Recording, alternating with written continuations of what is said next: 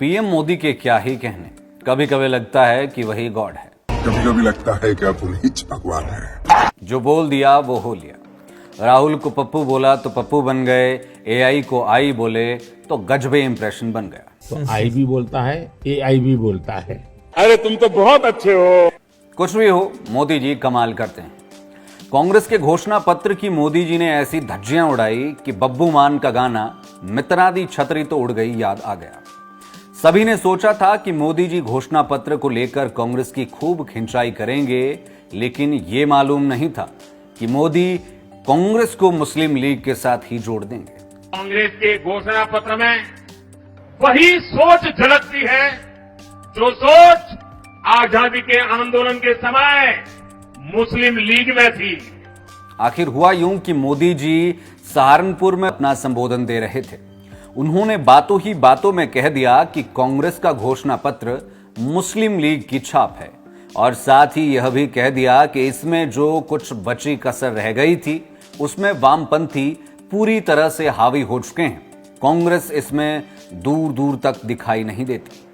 प्रधानमंत्री नरेंद्र मोदी ने सहारनपुर में एक चुनावी रैली को संबोधित करते हुए कहा कि आजादी की लड़ाई लड़ने वाली कांग्रेस दशकों पहले खत्म हो गई है।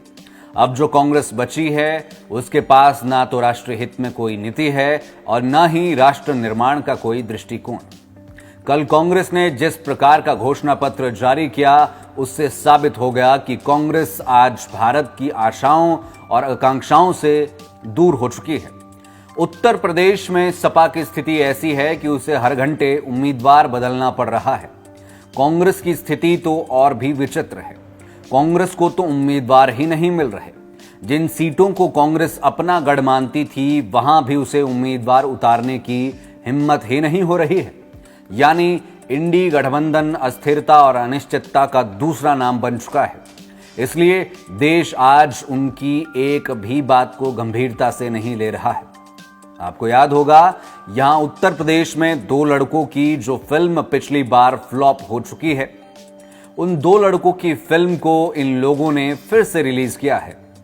मोदी ने कहा कि मुझे समझ नहीं आता कि काठ की इस हांडी को ये इंडी गठबंधन वाले कितनी बार चढ़ाएंगे। मोदी ने कहा कि हिंदुस्तान के हर कोने से एक ही आवाज आ रही है। महिलाएं भी बोल रही हैं, बुजुर्ग भी बोल रहे हैं, गांव भी बोल रहा है, शहर भी बोल रहे हैं, फिर एक बार मोदी सरकार।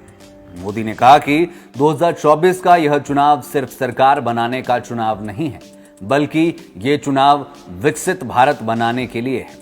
उन्होंने बिना नाम लिए राहुल गांधी पर निशाना साधते हुए कहा कि हमारा ये स्थान मां शक्ति का स्थान है, ये मां शक्ति की साधना का स्थान है, और हिंदुस्तान के हर कोने में शक्ति की उपासना हमारी स्वाभाविक आध्यात्मिक यात्रा का हिस्सा है। हम वो देश है जो कभी भी शक्ति उपासना को नकारते नहीं हैं, लेकिन ये देश का दुर्भाग्य है कि इंडी अलायंस के लोग चुनौती दे रहे हैं कि उनकी लड़ाई शक्ति के खिलाफ है। जिन जिन लोगों ने शक्ति को नष्ट करने का प्रयास किया है उन सब का क्या हाल हुआ है ये इतिहास और पुराणों में अंकित है। उन्होंने कहा कि कांग्रेस जितने साल सत्ता में रही उसने कमीशन खाने को प्राथमिकता दी, इंडिया अलायंस कमीशन के लिए जबकि एनडीए मिशन के लिए है। अयोध्या में रामलला का भव्य मंदिर चुनावी घोषणा नहीं बल्कि हमारा मिशन रहा है।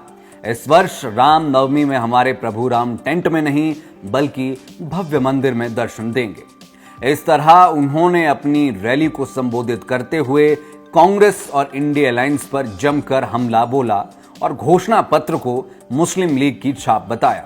आपका इस पर क्या कहना है, कमेंट के माध्यम से जरूर बताएं। और यदि आप हमें YouTube पर देख रहे हैं तो चैनल को सब्सक्राइब करना मत भूलिएगा।